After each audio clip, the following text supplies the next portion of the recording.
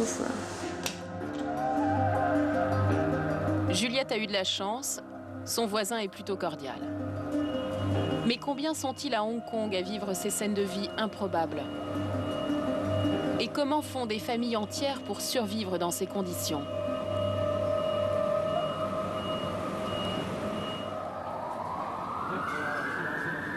Il faut vraiment bien connaître Hong Kong pour savoir où les trouver. Par hasard, nous avons rencontré Monsieur Ben qui a bien voulu nous guider. Il connaît les moindres recoins de son quartier. Il nous emmène sur le toit d'un immeuble près de chez lui. C'est au 10e étage. Vous voyez là, c'est les gens riches. Tous les nouveaux buildings, ils sont très très riches. Et ici, ils sont très très pauvres. Oui, c'est ça. Ici, les pauvres, et là, les riches. Mais pourquoi vous trouvez ça drôle? Non, non, c'est pas drôle. C'est juste la réalité de Hong Kong. Ici, ce sont des petites baraques en tôle, illégales, évidemment. Et il y a quelqu'un dans celle du fond. Une femme nous laisse entrer, mais elle est gênée. Elle vient d'arriver de Chine continentale avec son mari et ses 3 enfants. Mais devant la caméra, elle ne veut pas nous dire pourquoi elle rêvait, elle, de vivre à Hong Kong. Sur un autre toit, nous avons rencontré Madame Luo. Cela fait 20 ans qu'elle vit comme cela. Et regardez, il y a des vêtements partout. Tous les voisins laissent leurs habits parce qu'on n'a pas d'armoire. Ici, c'est l'armoire de tout le monde. Elle vit avec ses 2 petits-enfants de 7 et 9 ans dans 4 mètres carrés. Bon, à la maison, quand on est 3, c'est comme ça. On vit à 3. Je mets toutes nos affaires en haut et on dort tous ensemble en bas. Leurs parents sont en Chine. Ils n'ont pas leur visa pour venir vivre et travailler à Hong Kong. Alors c'est la grand-mère qui les éduque et les nourrit. Même dans cet espace minuscule, sans argent, la grand-mère pense que vivre à Hong Kong est une chance immense pour ses petits-enfants. Ma fille est venue accoucher ici pour que ses enfants puissent vivre à Hong Kong. Et puis elle est rentrée en Chine. Pourquoi est-ce que c'est mieux pour les enfants? Pour leur avenir. Mais pour que les enfants fassent leurs études à Hong Kong, il faut qu'ils soient nés ici. Plus tard, ils auront une meilleure situation. Ils pourront gagner plus d'argent, acheter un bel appartement. Mais je ne serai sans doute plus là pour voir ça. Ils sont courageux quand même. Oui, ils sont courageux. Ils n'ont pas peur des rats. Je voulais dire courageux dans la vie. Ah oui, c'est difficile, mais il y a pire. Les enfants ont donc toujours vécu ici, à des centaines de kilomètres de leurs parents. Ils les voient 2 ou 3 fois par an. Vos parents viennent vous voir ici? Oui, maman vient plus souvent que papa. Et si tu pouvais choisir, tu voudrais habiter où? Là. Là, c'est trop beau. C'est là que je voudrais habiter. Et toi, tu voudrais habiter où? Moi, je préfère celui-là. Les appartements dont ils rêvent, ce sont les logements sociaux du quartier. C'est le rêve de tous ceux qui vivent dans ces petites surfaces à Hong Kong.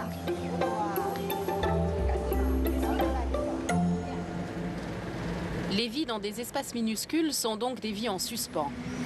Ce sont des dizaines de milliers de personnes qui attendent d'avoir une place en HLM. Madame Chi travaille dans une association d'aide au logement depuis 15 ans. Ce matin, elle a rendez-vous dans les cages pour discuter de l'avenir avec les locataires. Mais avec le temps, certains n'espèrent même plus avoir une autre vie. Pour elles, ce n'est pas l'attente, mais bien les cages qui transforment les gens. En rencontrant les gens, je peux vous dire que plus ils vivent longtemps dans ces conditions, plus ils sont déprimés et sans espoir. Ils ont l'impression que leur vie ne changera jamais.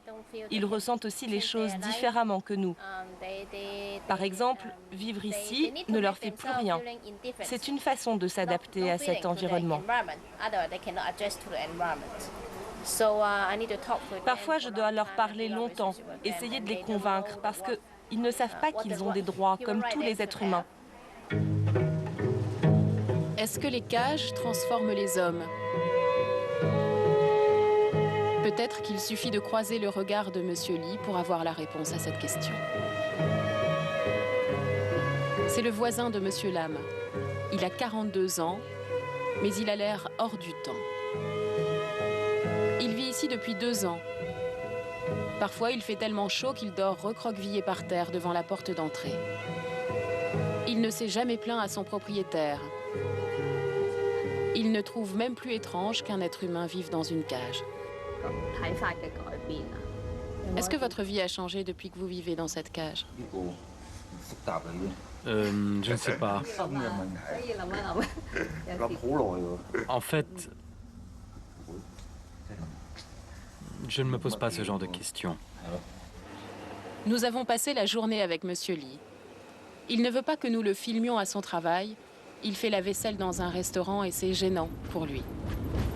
Alors nous sommes partis nous promener dans la ville, loin des cages. Il nous raconte son rêve déchu, l'envers du décor. Avant, il voyageait beaucoup, travaillait dans un journal, puis le journal a fermé, son ami l'a quitté, et depuis c'est la chute, vertigineuse.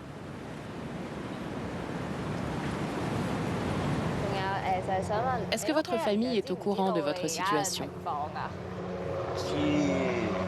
Oui, je vois ma famille de temps en temps. Elle est au courant de ma situation. Mais est-ce que vos proches savent que vous vivez maintenant dans une cage? Non, je leur ai jamais parlé de ça. Pourquoi? C'est pas nécessaire de leur dire, je crois. Ce n'est pas bien, j'ai honte.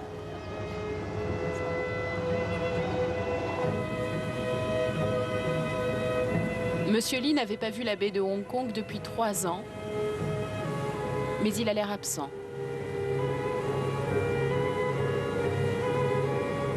Dans les cages, il y a aussi toutes ces vies qui dérivent à l'ombre des buildings, silencieusement.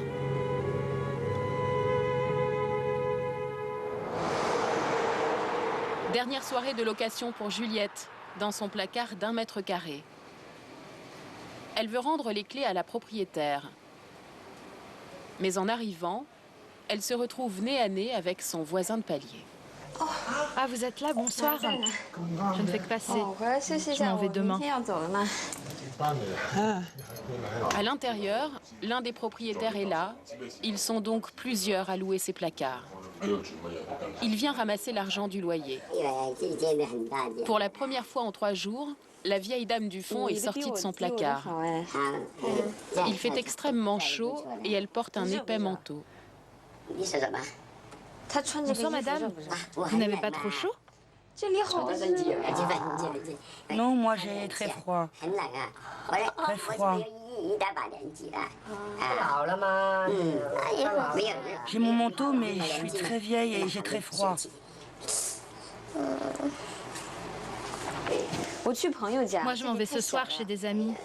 C'est trop petit pour moi ici. Venez, je vais vous montrer autre chose.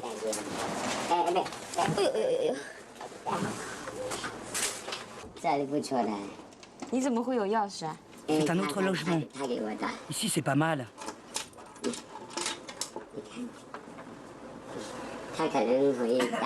Les locataires sont en Chine en ce moment. Mais peut-être que le mois prochain, je pourrais avoir cette chambre.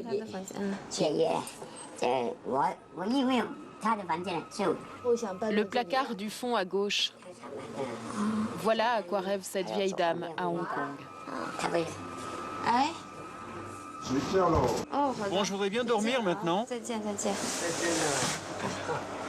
Bon, au revoir. Au revoir. Au revoir. Au revoir.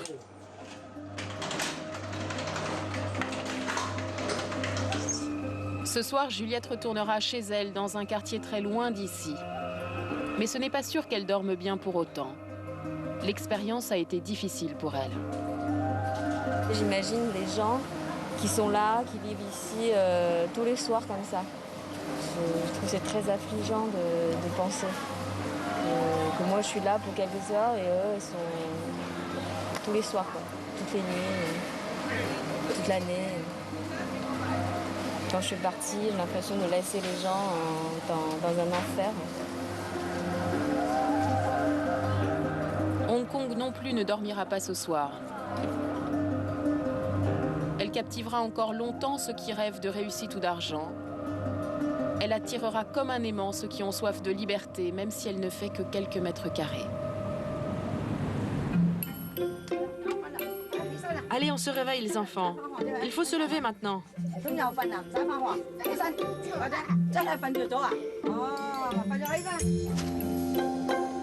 Même s'ils vivent dans 4 mètres carrés, sans leurs parents, la vie de ces enfants n'est pas écrite d'avance. Ce matin, ils vont prendre des nouvelles de leur mère, restée en Chine. Maman? Oui. Je pense à toi. Quand est-ce que tu viens, maman? Moi aussi, je pense à toi. J'ai pas le temps de venir tout de suite. J'ai beaucoup de travail, et papa aussi. Je te passe mon frère. Maman, je pense beaucoup à toi. Moi aussi, mon garçon. À bientôt. Tu préférerais vivre en Chine ou à Hong Kong? Hong Kong.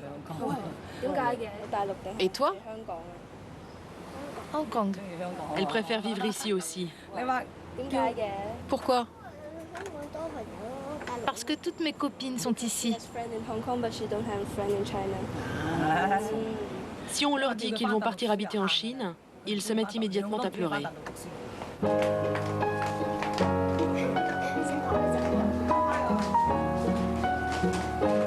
Surprenante Hong Kong, cette ville où tout semble possible, le plus petit comme le plus grand des destins.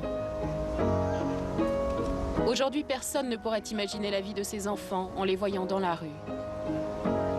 Mais personne ici ne s'étonnerait de les voir réussir un jour et tutoyer les étoiles dans cette forêt de buildings.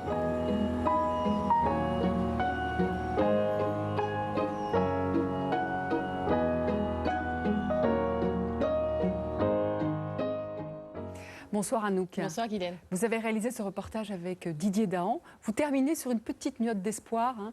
Mais est-ce qu'il y a encore des success stories à Hong Kong aujourd'hui? Tout est possible, mais ça reste des histoires exceptionnelles. On m'a parlé effectivement d'histoires de businessmen hongkongais très célèbres qui avaient vécu dans ces conditions lorsqu'ils étaient enfants. Mais ça reste très marginal. Voilà, brillamment réussi, mais ça reste très marginal. Mais Hong Kong adore ces histoires parce que c'est un peu le socle, ce rêve, c'est le socle de la ville. Le fait de se dire que tout est possible pour tout le monde, qu'il suffit de travailler, d'y donner du cœur, de travailler dur. Malheureusement, la réalité est beaucoup plus sombre. Beaucoup plus difficile. En réalité, l'écart entre les classes sociales à Hong Kong est de plus en plus grand et ces écarts sont de plus en plus vertigineux. On voit qu'il y a à peu près 230 000 personnes qui attendent un logement social à Hong Kong et qui vivent dans les conditions qu'on a pu décrire ou voir. Et en même temps, les loyers à Hong Kong sont parmi ceux qui sont les plus chers élevés de la planète. Du monde. Oui, oui, il y avait même d'ailleurs, il y a quelques années, l'appartement le plus cher du monde à Hong Kong qui s'est vendu à plus de 80 000 € le mètre carré. Et c'était à quelques kilomètres des lieux où nous avons tourné. Alors vous avez pu filmer apparemment très librement, hein, à Hong Kong. Mais est-ce qu'il y a des choses que vous auriez voulu voir et que vous n'avez pas pu voir? Oui, on n'a pas pu voir ce qu'on appelle des leakages. Ce sont en fait des pièces où s'entassent des lits superposés qui sont grillagés. Chaque lit est grillagé. C'est encore plus petit que ce qu'on a vu. C'est encore plus petit, ça donne vraiment l'impression d'un clapier, si vous voulez. Et c'est très choquant, c'est d'autant plus choquant que ce sont souvent des personnes âgées qui vivent dans ces conditions. En fait, ces leakages ou ces images de leakage